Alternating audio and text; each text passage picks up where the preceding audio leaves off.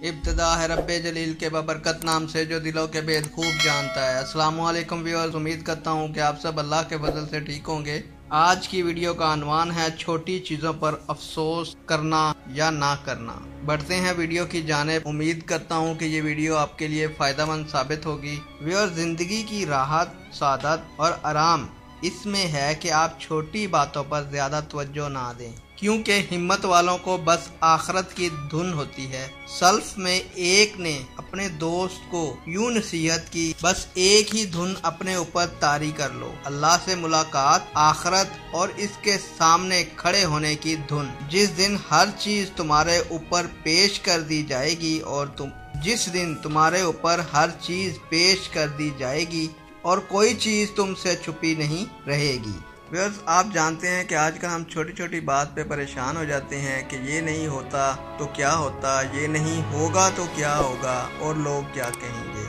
हमने कभी ये नहीं सोचा कि अगर ये हमें नहीं मिला तो क्या पता खुदा ताला ने हमारे लिए कोई बेहतर सबब पैदा किया हो या बेहतर सबब पैदा करना हो या ये चीज़ हमारे लिए नुकसानदेह हो। नबी करीम सल्लल्लाहु अलैहि वसल्लम ने फरमाया, मेरा सुबहान अल्लाहि वल्हम्दुलिल्लाहि वला इलाहा इल्लल्लाहु वल्लाहु अकबर पढ़ना मुझे हर इस चीज से ज्यादा पसंद है जिस पर सूरज तुलू होता है। सल्फ सालहीन में एक बुजुर्ग ने मालदारों, इनके महल्लात, मकानात और मालों के बारे में कहा, हम खाते हैं वो भी खाते हैं, हम पीते हैं वो भी पीते हैं, हम देखते हैं वो भी देखते हैं, लेकिन हमारा हिसाब नहीं होता, इनसे हिसाब लिया जाता है। तो व्यूअर्स, मेरी आपसे दरख्वास्त है कि छोटी छोटी बातों पर परेशान ना हुआ करें, बल्कि जिंदगी को आगे की नज़र से देखें और बढ़ते चले जाएं। अपनी मंजिल को सोचें और मंजिल की तरफ बढ़ने का रास्ता पैदा करें। मेहनत आपने करनी है, रास्ता अल्लाह ताला ने खुद ही बनाना है।